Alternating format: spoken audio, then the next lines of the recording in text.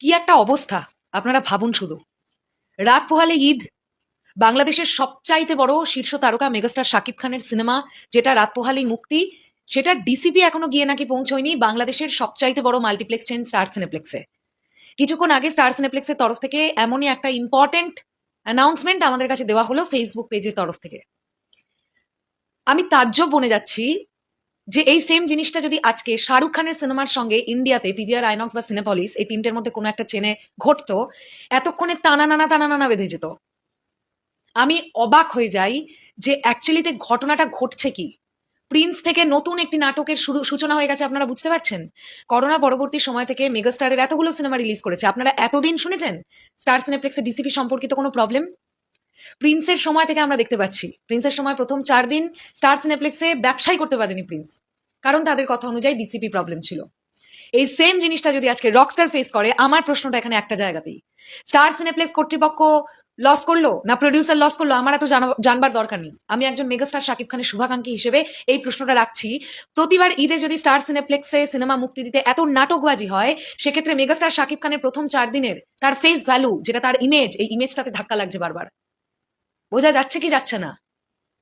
Star cineplex কর্তৃপক্ষকেও একটা কথা বলতে চাই, আপনারা যখন এখনো পর্যন্ত রকস্টারের ডিসিপি হাতে পেয়েই ওঠেনি, সকালবেলা হঠাৎ পোস্টটা দিলেন কেন যে ঈদুল আজহার দিন থেকে আপনাদের রকস্টার চলবে আপনাদের স্টার সিনেপ্লেক্সে? অবাক ব্যাপার, একটু আগে যে ইম্পর্টেন্ট পোস্টটা আপনারা করেছেন সেখানে রকস্টারের সঙ্গে সঙ্গে আপনারা মাসুদ রানা সিনেমাটার নাম উল্লেখ করলেন, অথচ আজকে সকালবেলা কই এটা তো লেখেননি যে মাসুদ রানাও ঈদুল আজহার দিন থেকে আপনাদের সিনেমা হলে চলবে। তাহলে হঠাৎ রকস্টারের কথাটা লিখতে গেলেন কেন?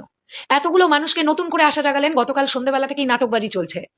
এই ডিসিপি জমা পড়েছে না পড়েনি, রকস্টার কি আদৌ স্টার সিনেপ্লেক্সে ঈদের দিন থেকে চলবে নাকি চলবে না, এই নিয়ে অলরেডি অডিয়েন্স পাজলড হয়ে গেছে।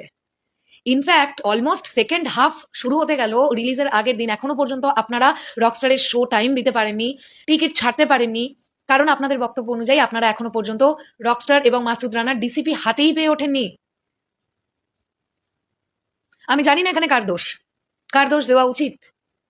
রকস্টার টিমই বা কি করছে? স্টার সিনেপ্লেক্স যদি মিথ্যে কথা বলে থাকে যে তাদের কাছে ডিসিপি এখন এসে পৌঁছয়নি, এটা যদি মিথ্যে কথা হয়ে থাকে, তাহলে ওপেনলি রকস্টার টিম চ্যালেঞ্জ করুক স্টার সিনেপ্লেক্সকে। করছে কি? করছে না। এখনো পর্যন্ত স্টার সিনেপ্লেক্সের এই পোস্টের তলায় আপনারা টিমের তরফ থেকে কারোর কোনো কমেন্ট দেখতে পেয়েছেন? তার মানে স্টার সিনেপ্লেক্স ঠিক কথা বলছে, ধরে নিলাম। তাহলে এতদিন ধরে এই সিনেমাটা টিম কি করলো যে প্রপার টাইমে স্টার সিনেপ্লেক্সের ডিসিপিটা ঠিকঠাক একটা ডিসিপি জমা করতে পারছে না? মানে কত ভেতর থেকে কলকাঠিটা নড়ছে ভাই, আমি সত্যি বুঝতে পারছি না এবার। রকস্টারের ক্ষেত্রে তো কলকাঠি নাড়ার কথা নয়, কারণ কলকাঠি যারা নাড়ায় বেসিক্যালি তারা কোনো না কোনোভাবে রকস্টারের সঙ্গে এবার যুক্ত। তো রকস্টারের সঙ্গে তো এমন কলকাঠিটা হওয়ার কথা নয় যেটা প্রিন্সের সঙ্গে হয়েছিল। এটা খুবই একটা দুর্ভাগ্যজনক ব্যাপার হবে যদি বিকেল থেকে স্টার সিনেপ্লেক্সের বিভিন্ন শাখায় রকস্টার শো না পায়। যদি আগামীকাল ঈদের দিন, এত ইম্পর্টেন্ট একটা দিনে, সপরিবারে এসে লোকজন রকস্টার না দেখতে পেয়ে স্টার সিনেপ্লেক্স থেকে ফিরে চলে যায়, এর থেকে লজ্জাজনক ব্যাপার আর কিছু হবে না।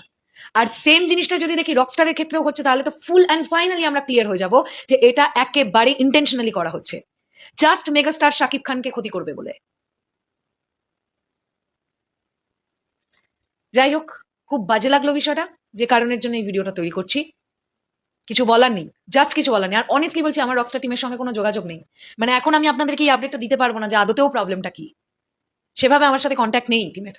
না হলে হয়তো আপনাদের সঙ্গে সত্যি শেয়ার করতাম যে অ্যাকচুয়ালি গলতিটা কাদের, রকস্টার টিমের নাকি স্টার সিনেপ্লেক্সের।